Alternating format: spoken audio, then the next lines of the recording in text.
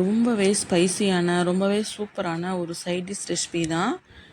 Pepper chicken எப்படி பண்ணலான்னு பார்க்கலாம் வாங்க. நான் 1/2 கிலோ சிக்கன் எடுத்து நல்லா வாஷ் பண்ணி வச்சுக்கிறேங்க. இது இப்போ நம்ம மேரினேட் பண்ணி வச்சுக்கலாம். 1/2 டீஸ்பூன் இஞ்சி பூண்டு பேஸ்ட்டு, 2 டீஸ்பூன் மிளகாத்தூள், கொஞ்சமாக உப்பு போட்டு இது நல்லா பிசைஞ்சு ஒரு 1/2 அன் ஹவர் ரெஸ்ட் கொடுத்து வச்சிடலாம் இதுக்கு.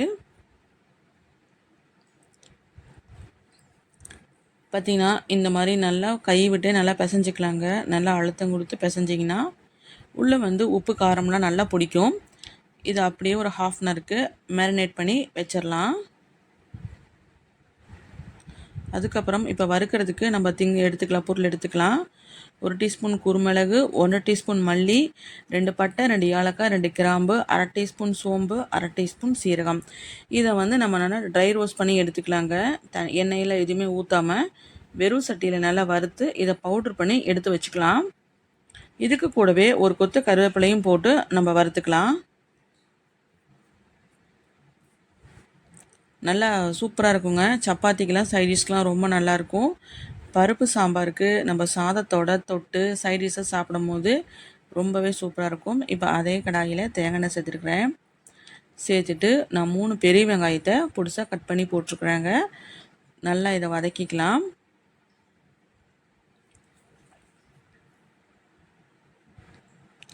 இதுக்கு கூடவே ஒரே ஒரு தக்காளி மட்டும் போட்டுக்கலாம்.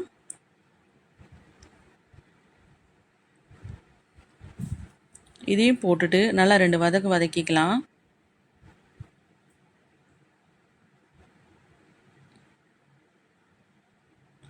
இப்போ மேரினேட் பண்ணி வச்சுக்கிற சிக்கன் எடுத்து அதில் போட்டுக்கலாங்க. லோ ஃப்ளேமில் வச்சு நல்லா வதக்கி கொடுத்துக்கலாம். இதை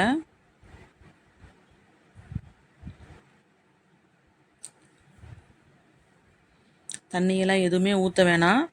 லோ ஃப்ளேமில் வச்சு இந்த மாதிரி நல்லா வதக்கிட்டு ஒரு 10 நிமிஷத்துக்கு க்ளோஸ் பண்ணி வச்சிடலாங்க. அதுவே ஆட்டோமேட்டிக்காக சிக்கன்லேருந்து தண்ணி விடும். அப்போவே ஒரு ஹாஃப் குக் ஆயிரும்.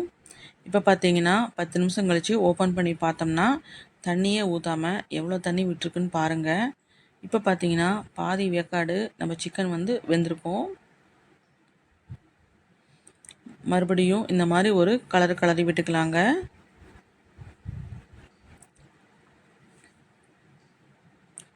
கொஞ்சமாக இப்போ தண்ணி ஊற்றிக்கலாம்.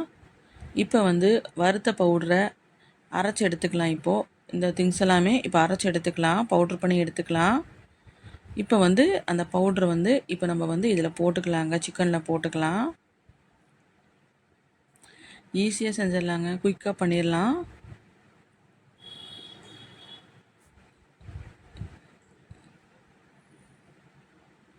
இது எல்லா பவுடரையும் போட்டுட்டு மறுபடியும் நம்ம நல்லா கலக்கி விட்டுக்கலாம். இந்த மாதிரி நல்லா மிக்ஸ் பண்ணிக்கலாம். ஹை ஃப்ளேமில் வச்சு நல்லா தண்ணி நல்லா சுண்டி வந்தால் தான் ரொம்பவே சூப்பராக இருக்கும்.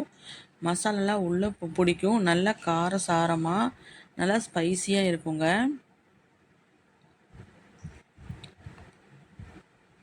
பார்க்கவே ரொம்பவே சூப்பராக இருக்குது. ரச சாதத்துக்கெலாம் நீங்கள் இதை வச்சு தொட்டு சாப்பிட்டிங்கன்னா ரொம்ப சூப்பராக இருக்கும். கோல்டு இரும்பல்லாம் இருக்கிறவங்க இதை வச்சு சாப்பிட்டிங்கன்னா ஒரே நாளில் நல்லாயிடும். இது நாட்டுக்கோழியாக இருக்கணும். இது ப்ராய்லரு. நாட்டுக்கோழியில் இந்த மாதிரி நீங்கள் பண்ணி சாப்பிட்டீங்க அப்படின்னா அப்போவே உங்களுக்கு காய்ச்சல், சளி, இருமல் இருந்தாலும் விட்டுரும். ஏன்னா அதிகமாக மசாலா பொருளை சேர்க்கல, பெப்பர் பவுடர்லாம் போட்டிருக்கறனால இதுக்கு நல்ல ஒரு குட் மெடிசன் இருக்குது. இதுக்கு நல்லா சுண்டி வந்துருச்சுங்க. ஃபைனலாக கொத்தமல்லி இலை தூவி ஒரு கொத்து கருவேப்பிலையும் தூவோம்னா நல்லா ஃப்ளேவர்ஃபுல்லாக இருக்கும். அட்டகாசமான டேஸ்ட் இருக்கும். ஒரு வதக்கிட்டு நம்ம ஸ்டவ் ஆஃப் பண்ணிடலாம். கொஞ்சம் நேரத்துக்கு அப்படியே க்ளோஸ் பண்ணி வச்சிங்கன்னா மசாலாலாம் நல்லா உள்ளே பிடிச்சி சிக்கன் சாப்பிட்றதுக்குமே நல்ல ஜூஸியாக இருக்கும். மறக்காமல் ட்ரை பண்ணி பார்த்துட்டு எப்படி இருக்குன்னு சொல்லுங்கள். வீடியோ பிடிச்சி லைக் பண்ணுங்கள், ஷேர் பண்ணுங்கள், ஃபாலோ பண்ணிவிட்டு சப்ஸ்கிரைப் பண்ணிக்கோங்க. தேங்க்ஸ் ஃபார் வாட்சிங்.